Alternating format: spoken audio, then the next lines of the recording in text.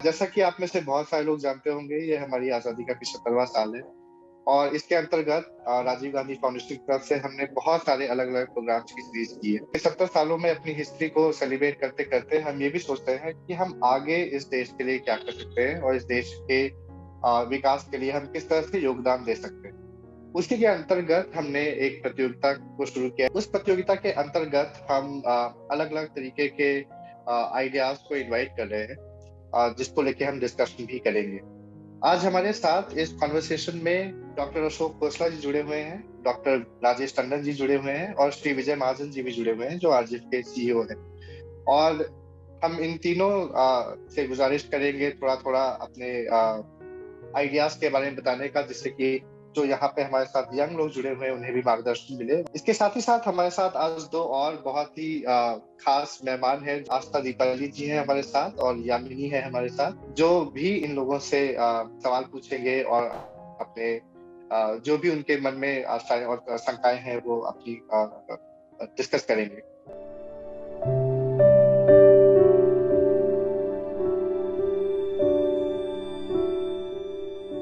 Hello everybody on this happy Republic Day.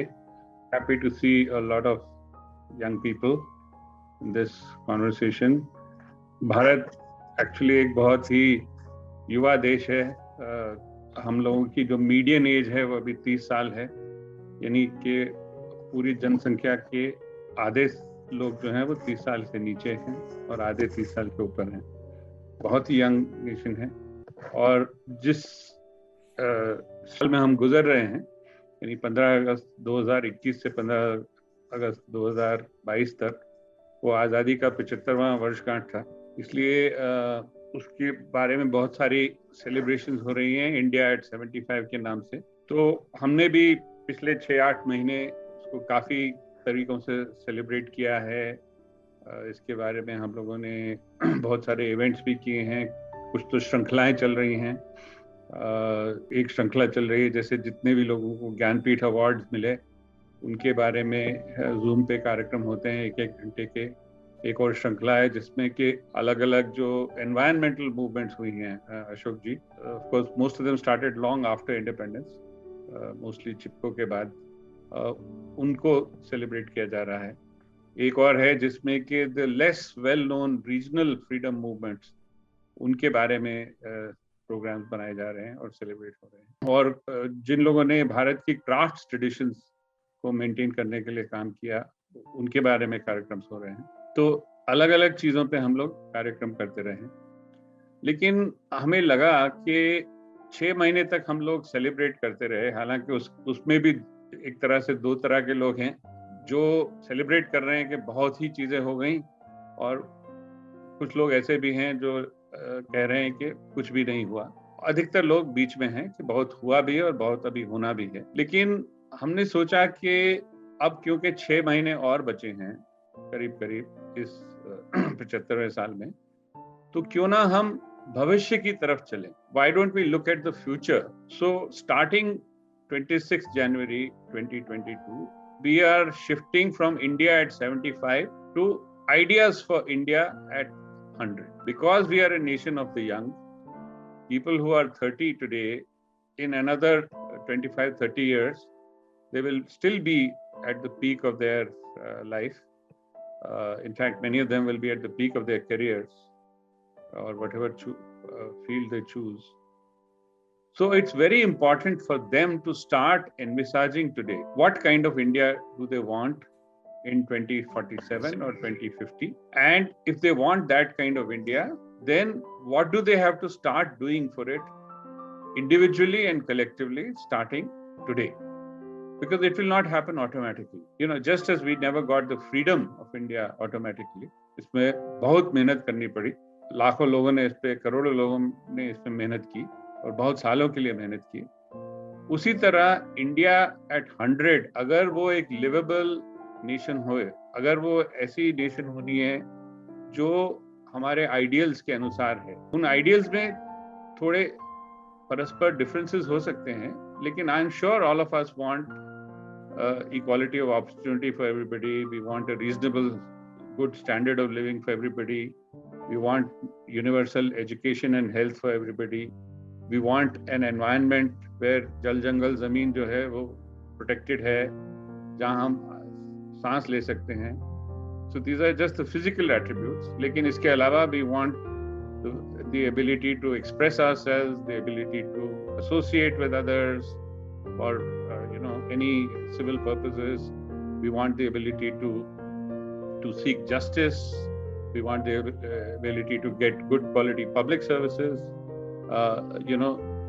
We want, of course, India to shine in the Committee of Nations. We want to be able to contribute both to harmony within the country as well as around the world. तो ये सारे जो ideals हैं, अगर इनको हमें achieve करना है तो हमें क्या करना पड़ेगा?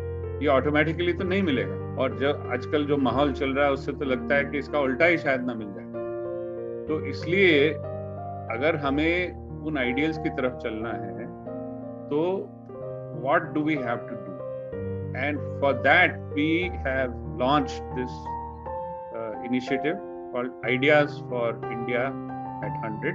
So now, so that this is the thing, and people are invited to submit their ideas in any form. It can be an essay, it can be a poem, it can be a painting, it can be a short story, it can be a video, it can be a short documentary film, it can be a sculpture, it can be a design, it can even be a software app. हम किस विधा में आप इन ideas को देना चाहते हैं उसको हम रिस्ट्रिक्ट नहीं कर रहे, और हमने इसके अलावा क्योंकि बहुत जनरल नहीं छोड़ना चाहते हैं, 3 इश्यूज हाईलाइट किए हैं जो आज की समस्याएं हैं, जो होपफुली 2047 या 2050 तक काफी रिजॉल्व हो जाएंगी।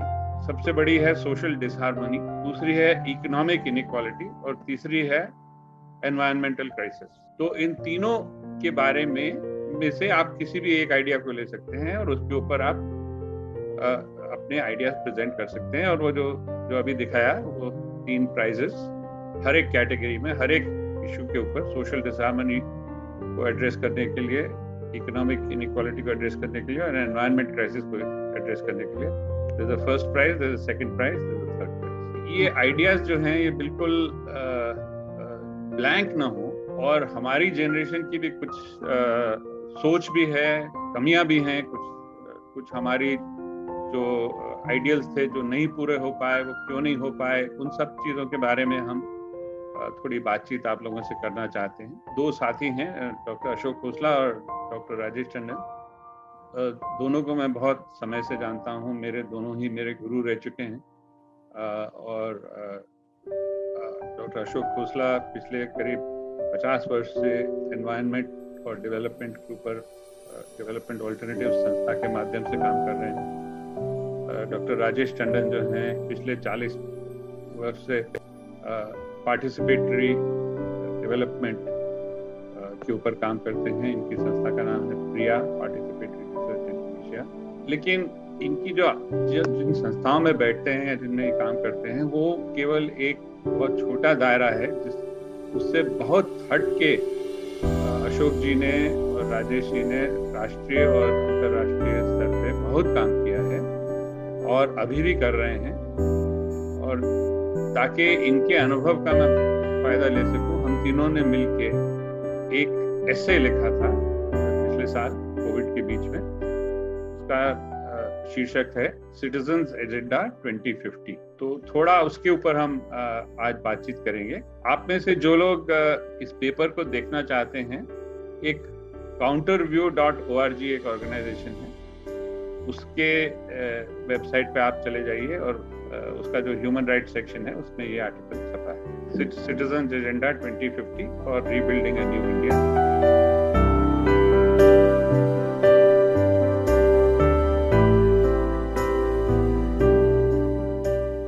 The first question that I have is from you, Dr. Ashok ji. And I wanted you to kind of elaborate a little bit about the background of the paper and the imperatives of the contemporary situation that made you all come together and write this paper. Thank you. Thank you for inviting me, all of you. I want to wish you all a very happy Republic Day. And I want also to thank, मैं आज आपके साथ आपको भाषण नहीं देने को आया. I'm not interested in giving you a sermon about what would be a great India to be in the year 2050. I'm here actually to learn from you what we really ought to be thinking about for 2050 and beyond. So I'm only basically interested in laying the groundwork of the basis thinking about the things, the issues that we need to consider. There may well be many other issues, many more issues that you're concerned with, and we want to know about those. And I would hope very much that in the next 3/4 of an hour, we will be able to get your advice on how we should be looking at the issues. But the three friends here, partners, together, Rajesh and Vijay and I have more than 120 years of working in civil society on issues of development, environment, society. And those 120 years give us a certain breadth of vision, but they don't necessarily tell us exactly what the next generation wants to do. And we would like you to be very critical about what we say. The first thing to recognize is that 70 odd years ago, a new India was born with a wonderful vision. There were very few instances in history. Maybe you could go back to the French Revolution, maybe the American Revolution. There were very few instances where a new nation was born, bursting with intellectual and emotional energy to make a new world possible for all its people and for the people beyond its own borders. Its constitution was a remarkable document hammered out by a large number of very wise people, very committed people, very dedicated people, to figure out how, what kinds of structures and functions of governance were needed in order to enable the country to become full and fulfilled for every citizen in its domain. And I think one finds very hard to say anything negative about the Constitution. It basically is what we have. It has been amended more than 100 times, but it's a living document and it should be growing and evolving as we go along. But the very basic principles behind it are very simple. The first is it's the document of we the people. We, the people of India, basically govern ourselves. And we put in place institutional frameworks, institutions that carry out our wishes for governing us. This basically means that we should look at what are the mechanisms by which we do this. And the Constitution more or less describes the issues of governance very well. With its amendments, particularly the 83rd and 84th Amendment, much of which came out of the work of the Rajiv Gandhi Foundation, the issues of our society being able to run itself boil down to basically a matter of checks, balances on the problems and actions of different parts of society.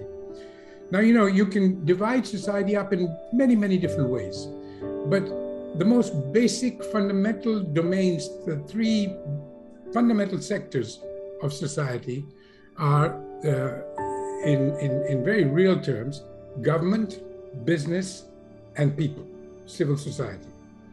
And these three have to be in a dynamic tension among all three to enable each one to do its work better and to be sure that they don't overstep their boundaries.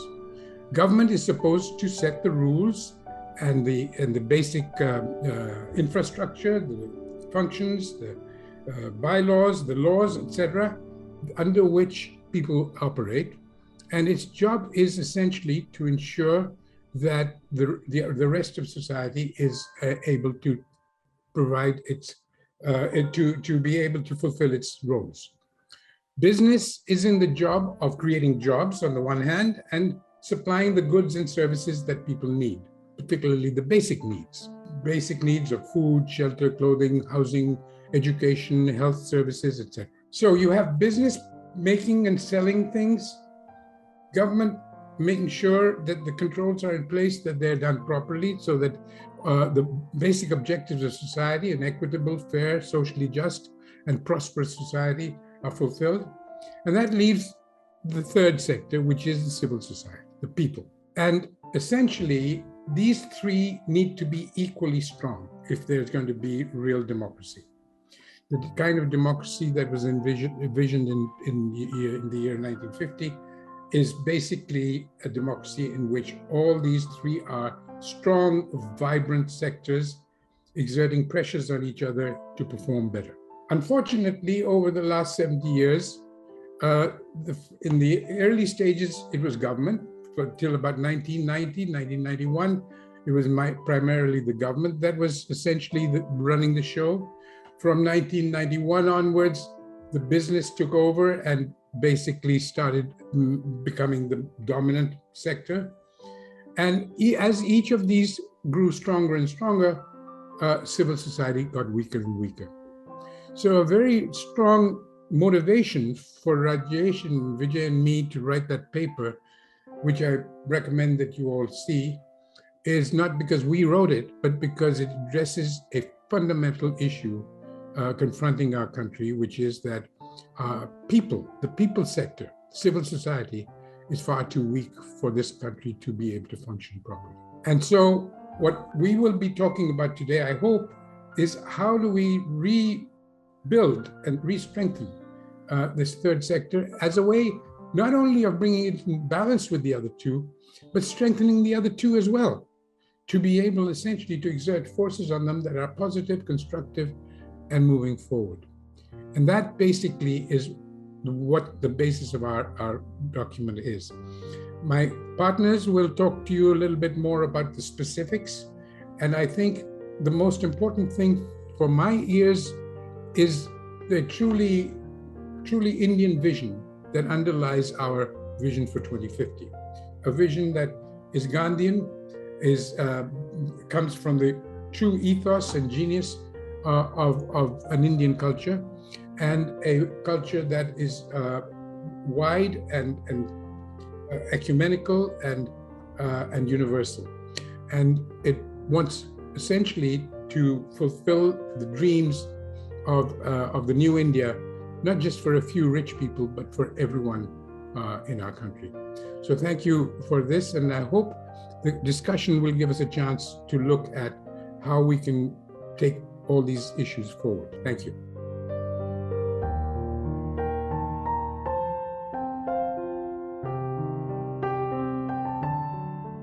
So I would like to address my question towards Dr. Rajesh Tandon. Your document on the Citizens Agenda 2050 also mentions what I would feel is probably the spinal cord of your entire document, which would be the values and principles that you would like to rebuild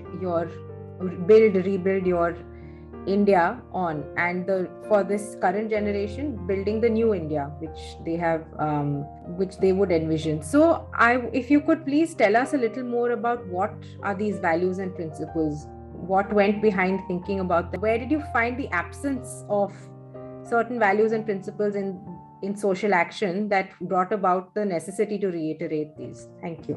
नमस्कार. Republic day, जैसा अशोक जी ने कहा, हम सब के लिए we the people, हमारा Republic day, सरकार का नहीं, फलाने का नहीं, हम सब का रिपब्लिक डे। और उस रिपब्लिक डे की शुरुआत होती है उस संविधान से, दैट कॉन्स्टिट्यूशन, जिसके प्रीएम्बल में वो सारे वैल्यूज और प्रिंसिपल्स लिखे हुए हैं जिसकी बात अभी हम करना चाहते हैं। उसमें उन वैल्यूज और प्रिंसिपल्स को बदलने की जरूरत नहीं है, उनको रोजमर्रा की जिंदगी में, अपने काम में, अपने इंस्टीट्यूशंस में, अपनी पॉलिसीज में उतारने की जरूरत है। Dignity for all, Vijay ji ने कहा इक्वालिटी ऑफ अपॉर्चुनिटी। ये इतना 1947 1950 में भी ये इतना डाइवर्स देश है, इतना कल्चरली रिच एंड पावरफुल सब कॉन्टिनेंट है कि इससे निकले हुए आइडियाज पूरी दुनिया में जा रहे हैं। But how they are going?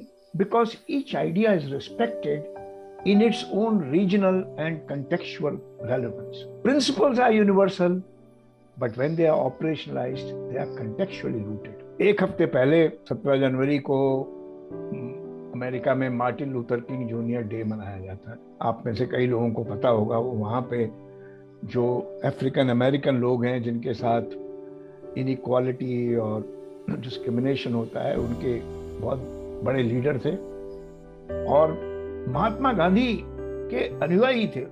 उनसे मिले नहीं थे पर उनके अनुयायी थे।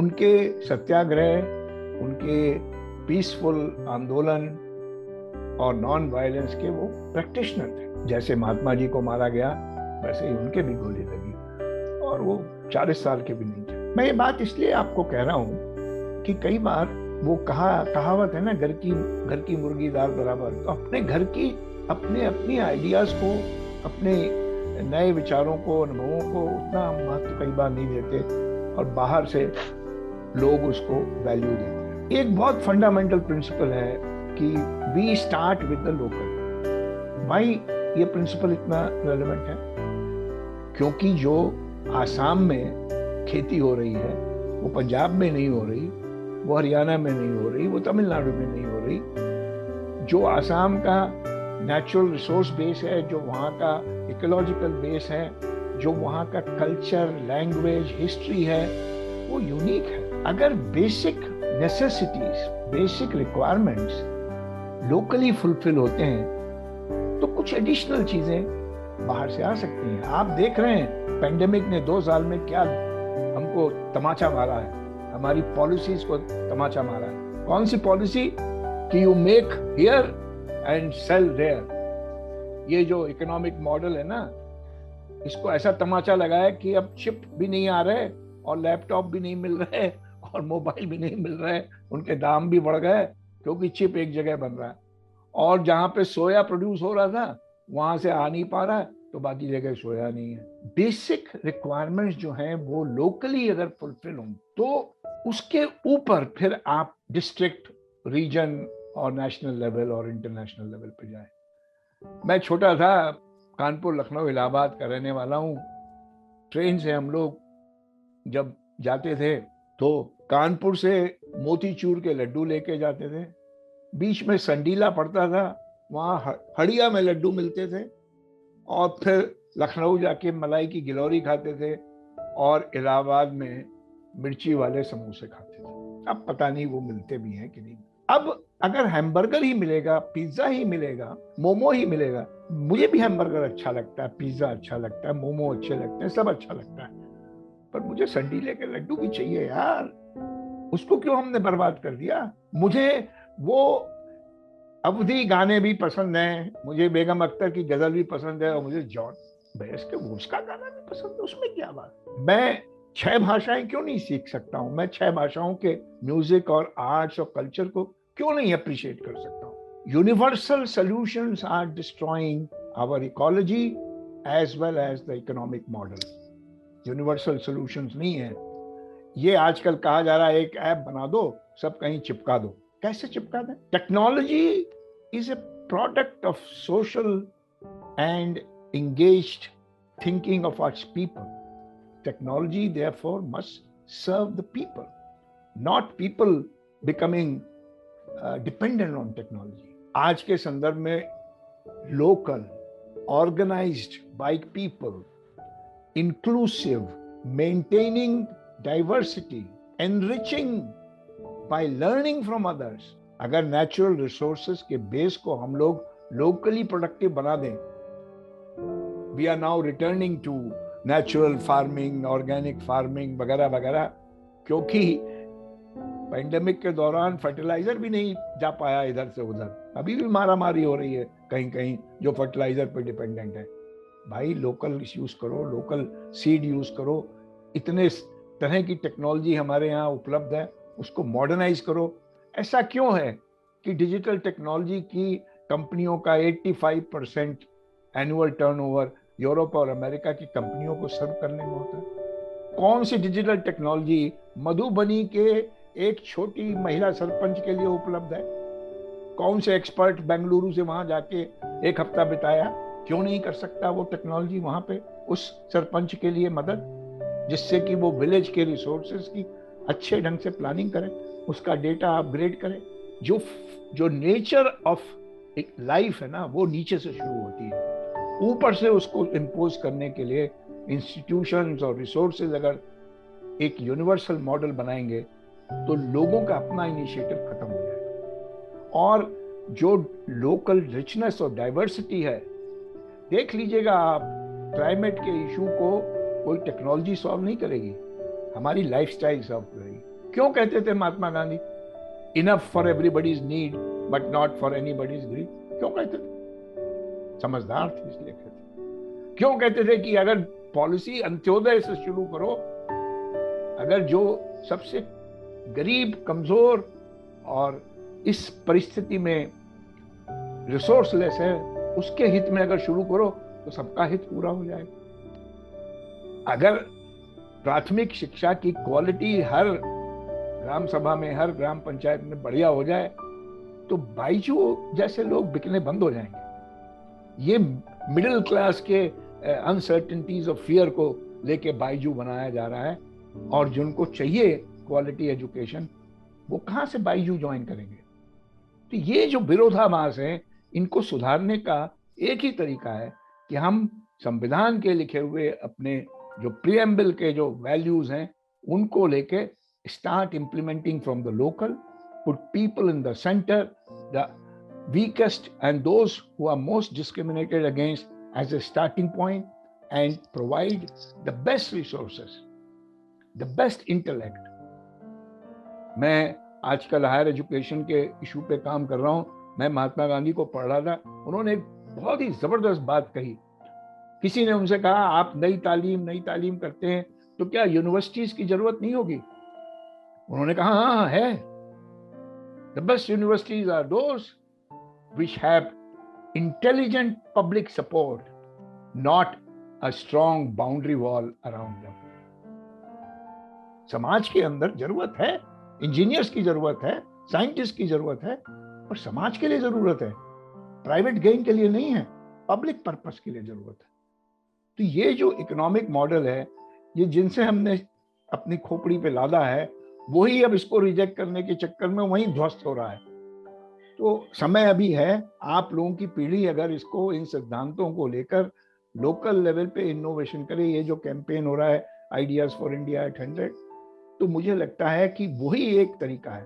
तो भविष्य को अपने हाथ में आज लेना पड़ेगा। It can not be left for the future, जैसे विजय जी कह रहे थे। तो those are my initial thoughts.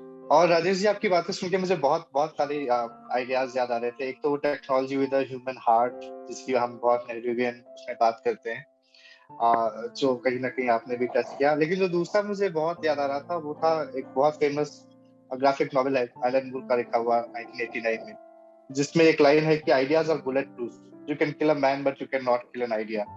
और मुझे लगता है कि हम सब जो अलग अलग रूप से काम करते हैं, उसमें हम आइडियाज को इसलिए ही इतना महत्व देते हैं कि जैसे अभी भी हम गांधी जी के आइडियाज को पढ़ के या नेहरू जी के आइडियाज को पढ़ के कितना कुछ उनसे ले सकते हैं। कहीं ना कहीं ये कंपटीशन भी उस तरीके के प्रयोग की तरफ हमें आकर्षित कर रहा है। इसी सिलसिले में हमारे साथ आस्था दीपाली हैं, जो जिनसे मैं गुजारिश करूंगा अगर वो भी कोई सवाल पूछना चाहती है। जी सर, जैसे कि राजेश सर ने हमें अपनी संस्कृति की याद दिला दी है। कुछ बात है कि हस्ती मिट्टी नहीं हमारी, सदियों रहा है दुश्मन दौरे जहां हमारा।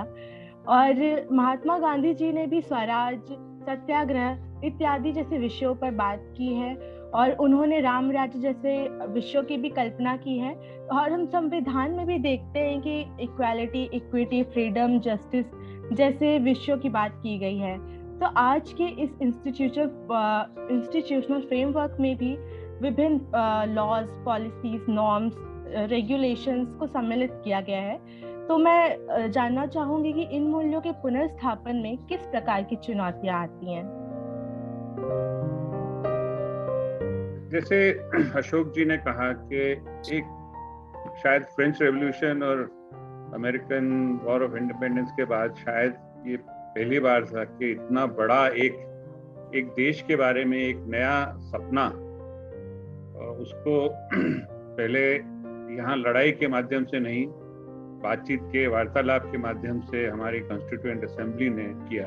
और उसमें बहुत डिबेट हुई। जिन लोगों ने कॉन्स्टिट्यूएंट असेंबली की डिबेट्स देखी हैं या श्याम बेनेगल जी की संविधान डॉक्यूमेंट्री देखी है, तो हर तरह के नजरिए से अलग अलग मुद्दों पे बातचीत हुई, सबकी बात सुनी गई और उसके बाद जो सबके भले के लिए बात रही उसको हमारे संविधान में उतारा गया।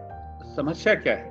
मतलब अगर इतने ही बड़े सिद्धांत हैं और इतनी सोच से अगर हमारा कॉन्स्टिट्यूशन बना है, तो फिर आज जिस कगार पे हम खड़े हैं, जहाँ पे ये 3 crisis ideas for India at 100 में बातचीत कर रहे हैं, यानी एक्सट्रीम सोशल डिसहार्मनी, पिछले महीने तो आप लोगों ने देखा है कि क्या क्या बातचीत हो गई इसके ऊपर। एक्सट्रीम इनइक्वालिटी, अभी पिछले हफ्ते ही वर्ल्ड इनइक्वालिटी रिपोर्ट निकली है और इंडिया इनइक्वालिटी रिपोर्ट निकली है। तो उसके बारे में जो आंकड़े हैं वो आप देखेंगे तो आपको बहुत शॉक होगा।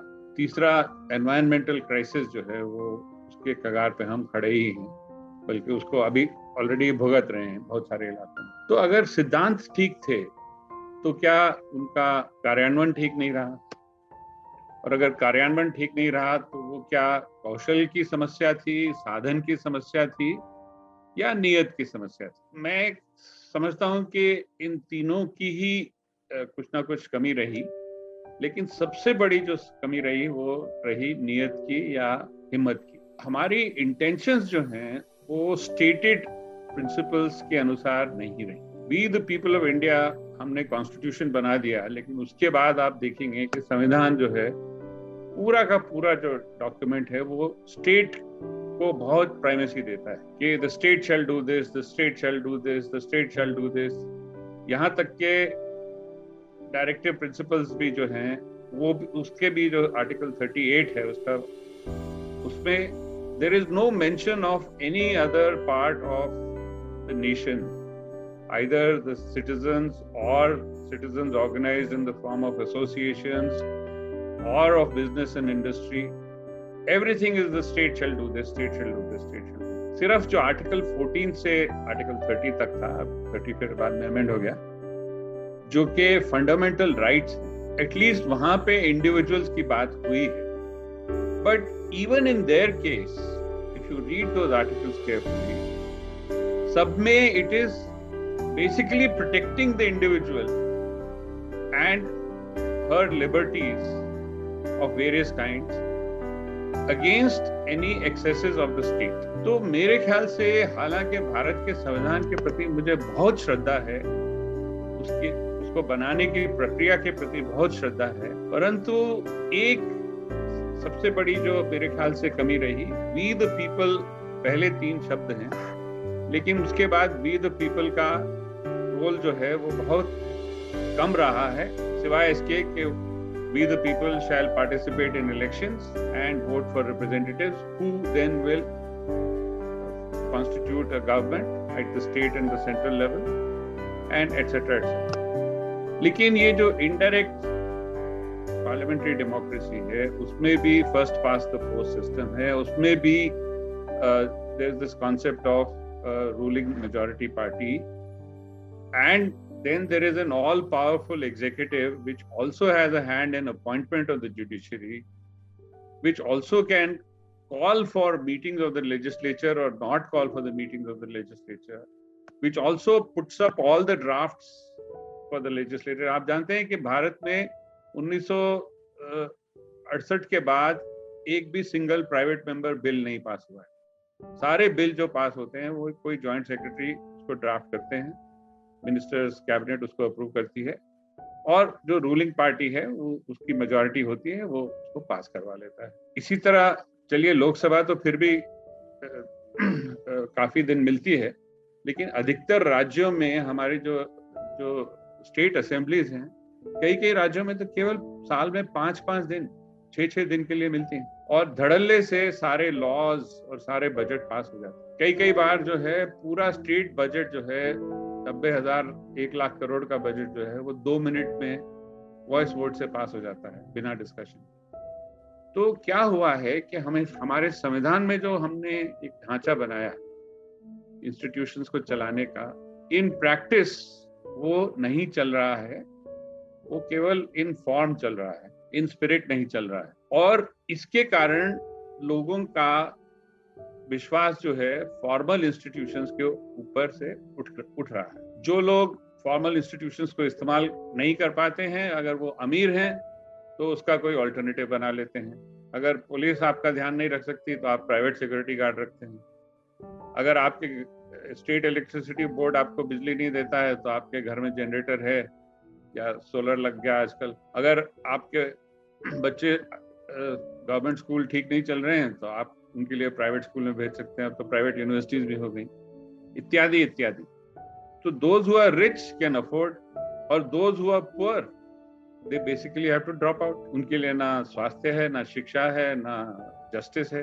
तो ये जो हमारी जो इतनी सुंदर परिकल्पना थी ऑफ वी द पीपल, वो इन प्रैक्टिस बहुत लोगों के लिए दूभर है। यहाँ तक कि अब तो जो हमारे जीवन का जो आधार है, जलवायु और जल जंगल जमीन जीव जंतु, ये सारे के सारे जो हैं हमने इतना एक्सप्लॉइट किए हैं पिछले 50-60 साल में कि हमारी जंगलों का जो वर्ग क्षेत्र है वो तो कम हुआ ही है, उनकी डेंसिटी भी कम हुई है। हमारी नदियां बहुत सारी सूख गई हैं, जो नहीं सूखी हैं वो बहुत गंदी हो गई हैं। ग्राउंड वाटर जो है वो करीब करीब खत्म हो रहा है।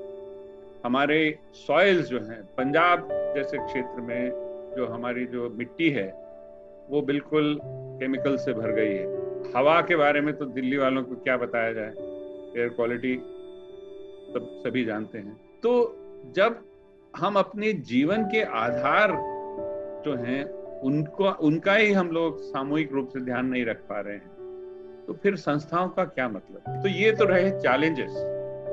लेकिन आस्था जी, आप शायद मेरे से पूछेंगे कि आप ये सब हमें बता के क्यों और डिप्रेस कर रहे हैं, हम तो ये सब रोज ही भुगतते ही हैं। तो मैं 2 मिनट 3 मिनट इस चीज पे भी लेना चाहता हूँ कि हम लोगों ने अपने पेपर में सजेस्ट क्या किया है इससे उभरने के लिए। तो सबसे पहले तो जैसे आपने आत्मनिर्भरता की बात की, तो आत्मनिर्भरता का उल्टा हो गया है। वो था कि भाई जब तक हमें सब्सिडी नहीं मिलती सरकार से तब तक हम कुछ नहीं करेंगे।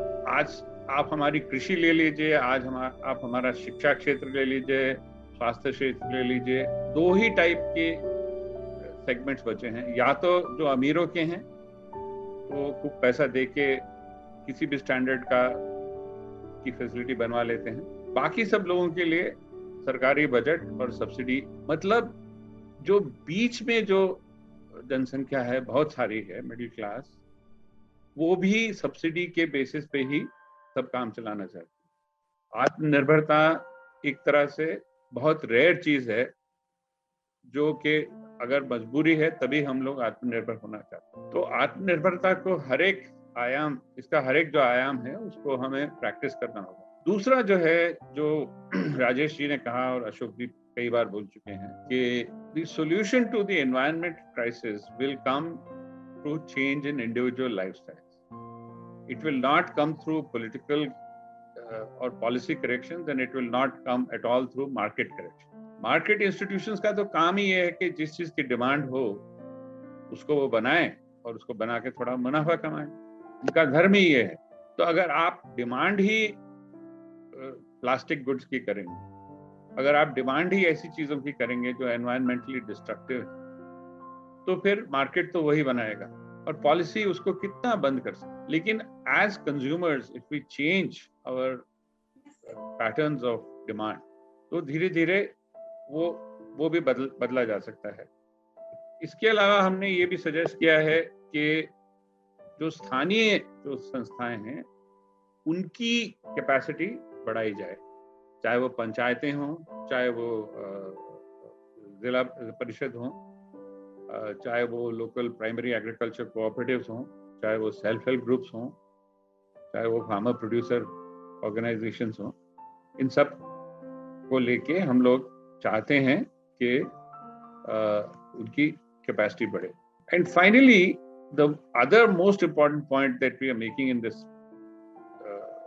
article is that if you think of three parts of society, there is the state, whose main goal should be to ensure political processes are happening, representation is happening, law and order is happening, there is fair play in markets, there is rule of law, etc. And then there is market institutions whose main function is to use capital to meet the needs of the vast majority of people and do it in a sustainable manner. But in दोनों के अलावा human life में there are lots and lots of aspects, whether it is taking care of each other, the family, whether it is health, whether it is education, whether it is the community life, whether it is our cultural life, social life. None of these can be handled either by the government or by market institutions, although they try their best to do it. This has to be handled by civil society institutions. और इसलिए हमें civil society institutions को, जिसको कि हम लोग common parlance में सिर्फ NGO बोलते हैं, लेकिन NGOs ही नहीं है civil society. Civil society में social movements भी हैं, universities भी हैं, media भी है, anything which is not government and not market is civil society. और जब तक कि उसको स्ट्रेंथन नहीं किया जाएगा और इन तीनों का बैलेंस जो है दोबारा ढंग से नहीं लाया जाएगा between state institutions, market institutions and civil society institutions, we will continue to have the kind of problems that we are facing of institutional dysfunctionality. Despite a great constitution and wonderful principles, you have dysfunctional institutions and therefore a difficult quality of life for most of our citizens. And the three crises of social disharmony, economic inequality and environmental disaster facing us. जैसा कि sir अभी आप कह रहे थे कि the relationship between state और citizen जो होता है, और अरिस्टोटल से लेके दरिदा तक, from Greek society to American Declaration of Independence, हम कॉन्स्टेंटली इस रिलेशनशिप पे लोगों को डिस्कस करते हुए देखते हैं। ये एक बहुत एक्टिव डिस्कशन रहा है और उसी डिस्कशन से लिंक करते हुए ये सिविल सोसाइटी इंस्टीट्यूशंस का भी एक डिस्कशन है जो हमेशा बढ़ के चलाता है। तो राजेश जी, मैं आपसे स्पेशली उन लोगों के लिए जो हमसे यहाँ पे हाल ही में जुड़े हैं और जो इस बारे में थोड़ा क्लैरिफिकेशन चाहेंगे, राजेश जी मैं आपसे गुजारिश करूंगा कि आप थोड़ा सा और एक्सप्लेन करें सिविल सोसाइटी इंस्टीट्यूशंस के बारे में, और ये भी कि कैसे आपके ये जो सिटीजन एजेंडा 2050 का जो पेपर है उसमें आप इनका रोल देखते हैं।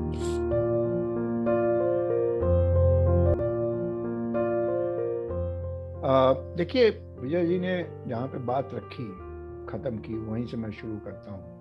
हमारा संविधान रिपब्लिक डे 73वां साल तो है, और उसके पहले और बहुत पहले जो सेंट्रलाइज्ड स्टेट हम मान के चलते हैं, जो दिल्ली से चलाने वाली सरकार है और राज्यों तक जाती है और जिलों तक जाती है, इस सरकार का जो आज का स्वरूप है ये बहुत पुराना नहीं है। 100, 150, 200, 250 साल भी जोड़ लो, अंग्रेजों के टाइम का भी जोड़ लो, तो भी उतना ही है। पर समाज तो बहुत पुराना है ना, और समाज में जो इंस्टीट्यूशंस डेवलप हो रहे थे, अब आप सबको पता होगा जैसे कि चाहे राजस्थान हो, चाहे तमिलनाडु हो, चाहे असम हो, सामुदायिक ढांचे होते थे जो जल की व्यवस्था करते थे, और वो ढांचे, उसमें लोकल टेक्नोलॉजी यूज होती थी, लोकल इकोलॉजी को ध्यान में रखते हुए, और उसको गवर्न करने का भी लोकल सिस्टम होता था। रेगिस्तान में भी पानी की समस्या थी, आज से नहीं पहले से भी थी, रेगिस्तान है। तो ये जो सोसाइटल अरेंजमेंट्स थे, ये जो कम्युनिटी अरेंजमेंट्स थे, यही सिविल सोसाइटी के प्रारूप थे। वर्कर्स कोऑपरेटिव आंदोलन इस देश की शुरुआत है, हम तो चला नहीं पाए, और अफ्रीका और स्पेन और जाने कहाँ कहाँ लोग उसको चला रहे हैं, जिसको कि सोशल इकोनॉमी कहते हैं। वो सोशल इकोनॉमी जो लोगों की अपनी स्थानीय अर्थव्यवस्था, आजकल उसको नया नाम दे दिया गया सर्कुलर इकोनॉमी और फलाना ढिमाका, वो बातें होने लगी। पर आधारभूत क्या है? नेचुरल रिसोर्स बेस, उसको स्ट्रेंथन करने का काम लोकल अरेंजमेंट से हो, उसको प्रोडक्टिव यूज करने का काम।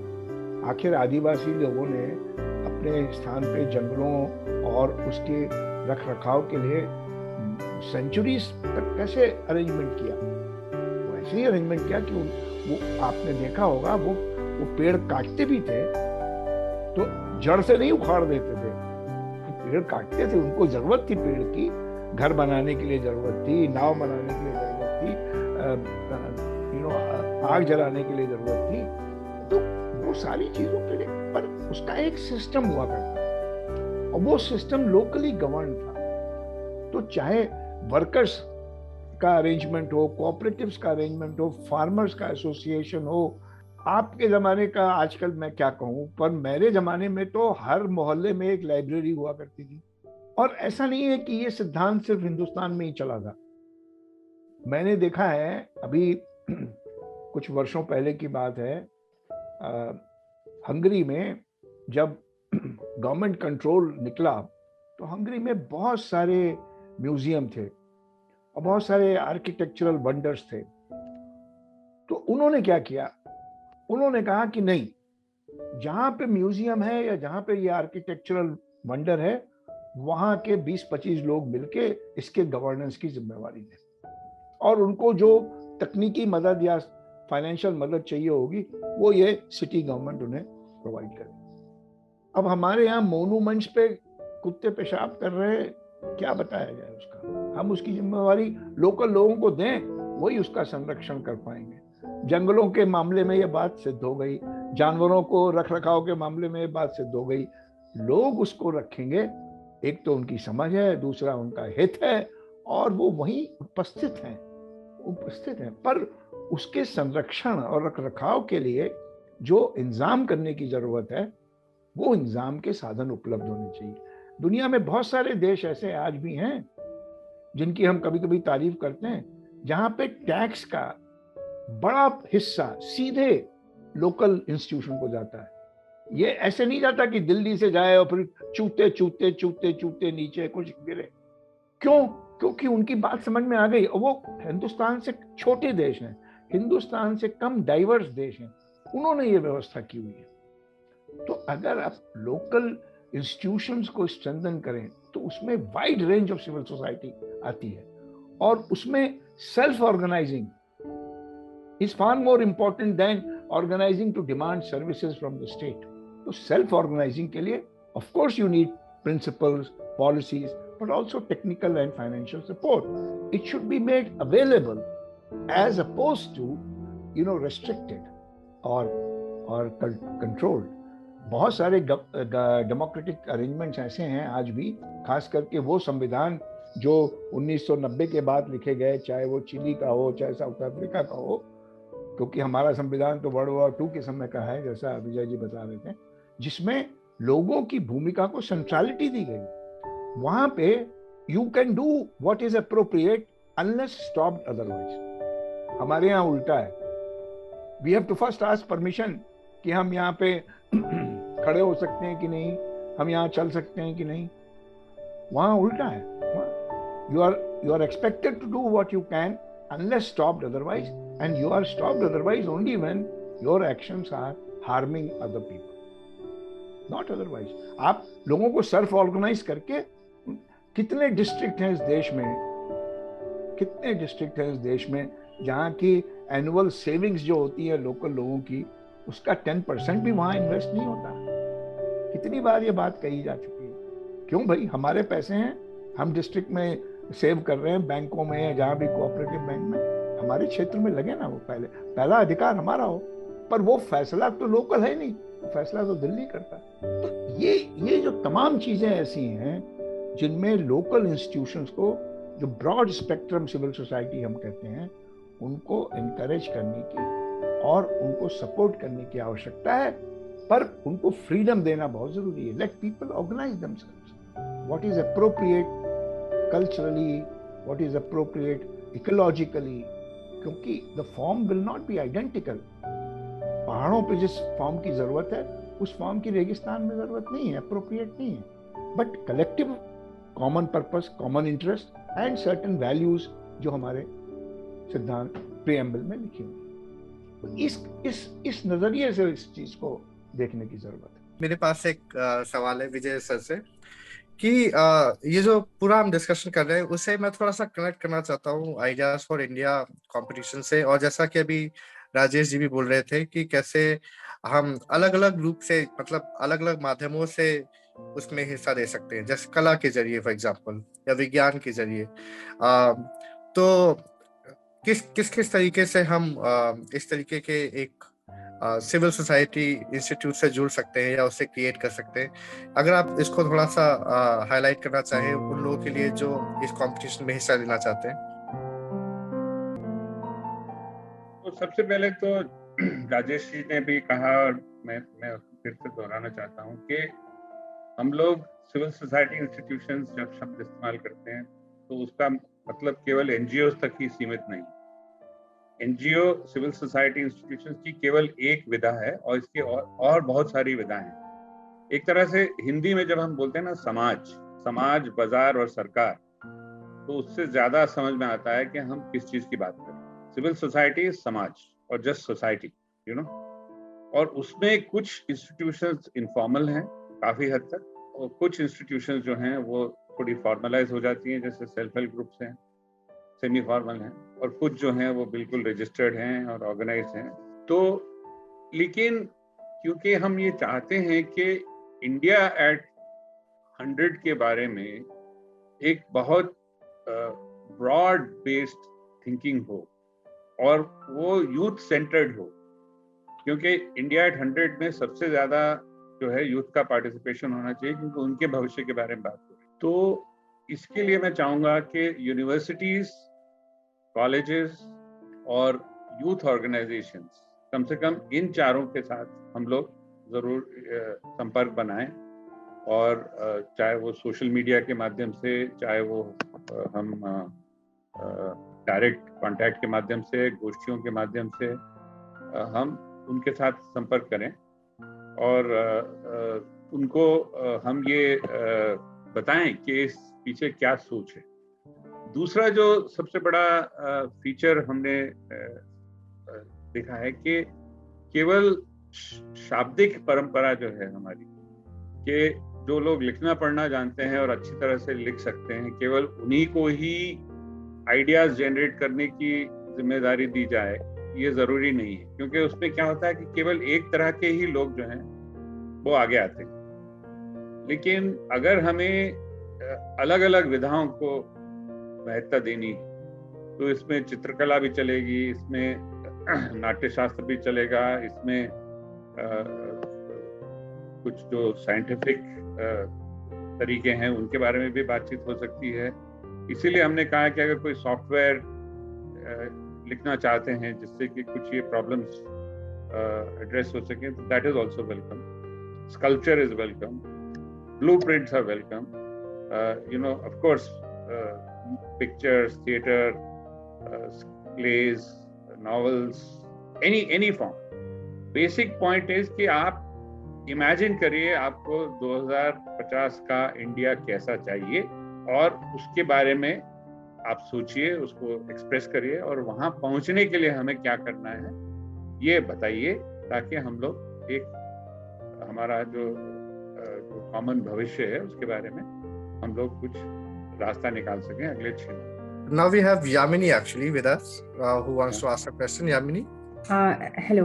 So I finally wanted to ask Rajesh Tandon ji about the Citizens Agenda 2050 and the outline that the three of you laid out for how to achieve this. and what will be our first and subsequent steps? Yamini, may I request that we ask Dr. Ashok Khosla, because he actually recently presented this to yes, of course. And Rajesh and I, of course, have contributed to it. But Ashok, you had that 10-point agenda, Ashok, of action. So I thought maybe you could. Yes, please, Ashok ji. Thank you.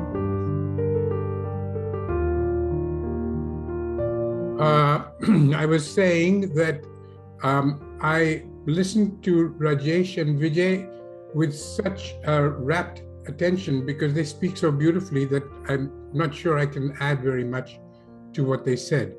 First of all, the answer that I would like to give you is that civil society, particularly NGOs, particularly all the other kinds of organizations like media, like universities, like faith organizations, all of them have to recognize that the future of India basically depends on us.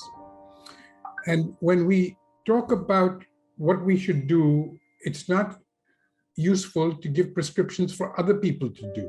Each one of us has to take responsibility and say, this is what I will do. My ideal of this events that we're dealing with right now, I don't want to call it a competition because it's very important for us to see this as more a cooperation than a competition, that we are actually doing something that adds up to much more than each of the single parts alone. The cooperation or competitive cooperative venture that we're involved in depends on each one of us, especially the ones in the age group from 18 to 35, people whose whole lives are ahead of you, are going to take responsibility. So the 10 points that we gave to a group of people who were asking what can civil society do were very specific. This is what government can do, this is what business can do, this is what NGOs can do. But I think what we need in this group that is meeting here right now is a much bigger vision and a much more specific job that each one of us has to take, and that is to take responsibility. There is no longer, if there is anything about self-reliance, it is that each one of us is the one that counts. So when you do your sculpture or your painting or your essay or your video, I think the most important thing is that it should represent what is the commitment that you are making to make India a better place.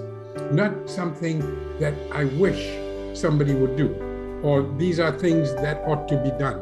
Those are no use to anyone. Nobody will ever follow up on them. Each one of you 43 people, that means 40 because there are 3 of us, who are in the right age group, whose job is to make a better life for yourselves and for the generation that follows you. That's what this so-called competition should be judging, for promoting and judging the results by. Are you prepared to make a difference? And if you are, then please specify what is it that you will need in order to do that, and what kind of support you would need from the market, from the state, and from other peer organizations in the civil society. So that's what I would say are the most important things. How do you convert beautiful ideas and dreams and visions into action? You take responsibility. You say, all right, I want a better India, and this is what I'm going to do. You have to now figure out, some people are just collecting rubbish on the beaches and cleaning them up. That's a wonderful thing. Some are setting up organizations which are in the marketplace, what are called startups, and doing things that are very important for improving the lives of people in cities or in villages. Others are setting up NGOs. Others are taking jobs, but jobs that have meaning and dignity, not only in the lives of the people, but in the people that they work for. So I think the answer to your question is very simple. It's what the Mahatma would have said. Take responsibility, and the rest follows. Ashok जी ने जो कहा वो बहुत उसके दो उदाहरण तो हमारे सामने ही बैठे हैं, खुद अशोक जी और खुद राजेश जी। इनके सामने मैं ज्यादा तो इनका बखान नहीं करना चाहता हूँ, लेकिन बहुत लोगों को शायद नहीं मालूम है कि डॉक्टर अशोक खोसला ने 1962 या 63 में हार्वर्ड यूनिवर्सिटी से फिजिक्स में पीएचडी की थी, और उस जमाने में वहां से पीएचडी करने के बाद शायद दुनिया के किसी भी टॉप यूनिवर्सिटी या टॉप रिसर्च इंस्टीट्यूट में काम कर सकते थे। उसके बावजूद भी वो भारत में वापस आए, और भारत में उस समय एनवायरनमेंट के बारे में नया नया काम ही शुरू हुआ था, और एनवायरनमेंट मिनिस्ट्री भी नहीं थी, लेकिन एक श्रीमती इंदिरा गांधी ने एक एनवायरनमेंट ऑफिस बनाया था। और स्टॉकहोम कॉन्फ्रेंस जो 1972 में होने वाली थी, उसमें इंदिरा गांधी जी जब गई थी तो उनकी एक फेमस स्पीच थी। तो अशोक जी was one of the people who helped draft the Stockholm Declaration. इतना पुराना है इनका एनवायरनमेंट में कंट्रीब्यूशन। उसके बाद यूनाइटेड नेशंस एनवायरनमेंट प्रोग्राम में बहुत सारे देशों में काम किया, and he was senior enough to have become the head of UNEP. लेकिन वो छोड़ के भारत वापस आए और एक civil society institution development alternatives बनाने के बाद 1980 से भारत में ही काम कर रहे हैं। मतलब जिस इशू पे स्ट्रांगली फील करते थे अशोक जी, which was application of science and technology to improve the quality of life of Indian people and also our environment, सारी जिंदगी उस पे उन्होंने काम किया है और अलग अलग विधाओं से काम किया है। तो जब ये अगर कहते हैं अपने मुंह से कि भाई वो करो जिसके बारे में आप जिम्मा ले सकते हो, तो उसके सजीव उदाहरण वो खुद ही है। इसी प्रकार राजेश जी जो हैं वो आईआईटी कानपुर और उसके बाद आईआईएम कलकत्ता से एमबीए करने के बाद केस वेस्टर्न यूनिवर्सिटी जो अमेरिका की एक बड़ी अपने फील्ड में ऑर्गेनाइजेशन डेवलपमेंट में, he is one of the first PhDs in organisation development in the early 70s। और राजेश जी अमेरिका में सेटल होने की जगह वापस भारत आए, और क्योंकि इनका काम जो था उससे इन्हें पार्टिसिपेशन और पार्टिसिपेटरी मेथोडोलॉजीज उसके बारे में इनकी पूरी एक आस्था बनी। तब से 1900 जब से वापस आए भारत 1978 में, ये पार्टिसिपेटरी मेथोडोलॉजीज पे ही काम कर रहे हैं। पहले 5 साल अलग अलग संस्थाओं के साथ, और फिर 1981 या 82 में society for participatory research in Asia PRIA के माध्यम से। और अंतर्राष्ट्रीय स्तर पे राजेश जी जो हैं, जो ग्लोबल नेटवर्क है सिविल सोसाइटी ऑर्गेनाइजेशंस का, सिविकस, उसके प्रेसिडेंट रह चुके हैं। International society for adult education, उसके प्रेसिडेंट रह चुके हैं, और बहुत सारी चीज़ों में, और आजकल भी यूनेस्को प्रोफेसर हैं, और उसके माध्यम से हायर एजुकेशन इंस्टीट्यूशंस को कैसे सोशली रेलेवेंट बनाया जाए उस पर एक ग्लोबल प्रोजेक्ट कर रहे हैं। तो Rajesh is another example of कि जिस चीज़ के बारे में आपका विश्वास है कि इससे ही समाज बदल सकता है, अपनी पूरी जिंदगी उस पर लगाना है। इसका मतलब ये नहीं कि हम सब लोग जो हैं सन्यासी हो गए हैं या धूनी रमा के घर बैठ गए हैं, या हम नॉर्मल जो लाइफ है वो नहीं लीड करते हैं। लेकिन what I am talking about is deployment of your professional self. You know, after all we are all professionals. हम लोग जो लिखे पढ़े हैं, जो करते हैं सुबह से शाम, वो किस मकसद से करते हैं, उसके ये सजीव उदाहरण हैं। तो मैं जो अशोक जी ने कहा, because it touched very important point, ये उपदेश नहीं है, ये खाली उपदेश नहीं है, ये सजीव उदाहरण है आपके सामने दो। धन्यवाद। Thank you sir. तो अगर किसी के पास कोई सवाल हो तो इस वक्त पूछ सकते हैं। Yes sir, I want to ask BM sir, that can individual bring sense? Yes, Barnali. In fact, Margaret Mead की एक स्टेटमेंट है, फेमस एंथ्रोपोलॉजिस्ट थी मार्गरेट मीड।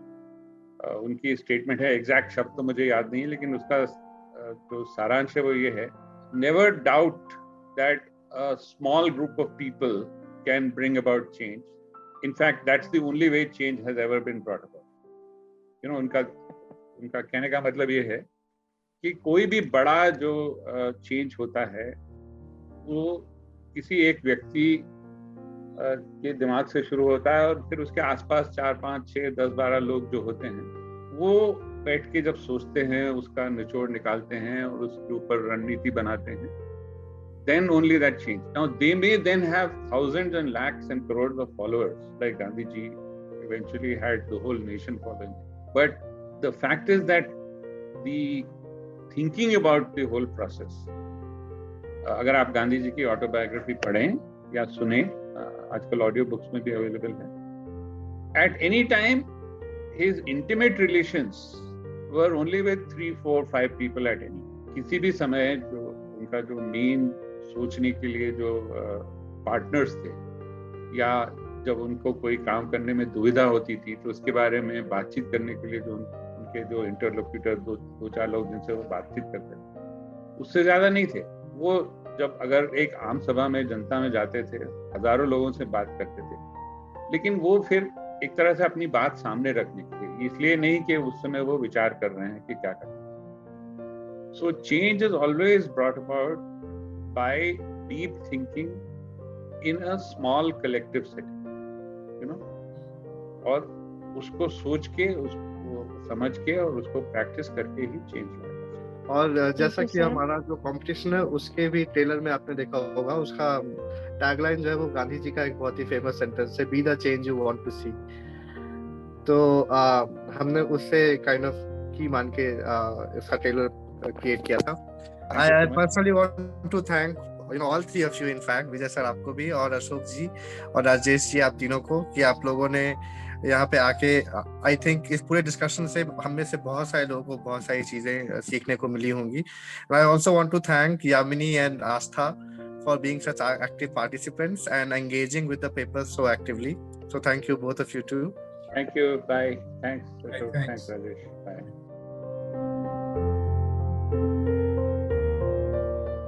अगर हमारी राजीव गांधी फाउंडेशन की वेबसाइट पे जाएंगे तो आपको ये कंपटीशन वहाँ के ऊपर टैब में, जैसा कि आप देख रहे हैं ऊपर, आप वहाँ पे जा सकते हैं और उस कंपटीशन को ढूंढ सकते हैं। इसका जो मुख्य उद्देश्य है वो ये है कि आप ऐसे आइडियाज जो आपको लगता है कि भारत में इस समय जो 3 समस्याएं या 3 इश्यूज हैं जो हमें एड्रेस करने चाहिए, जिनमें सबसे पहला है सोशल डिसहार्मनी, जो आपको लगता है कि सामाजिक रूप से जो अलग अलग तरीके से व्यवहार होते हैं उनको लेके, या इकोनॉमिक इनइक्वालिटी, आपको लगता है कि उस आर्थिक रूप से कुछ जो असमानताएं हैं उनको आप एड्रेस करना चाहते हैं, और तीसरा एनवायरमेंटल क्राइसिस, मतलब आपको पर्यावरण संबंधी समस्याओं को लेके जो आपको लगता है कि आप कोई सॉल्यूशन दे सकते हैं।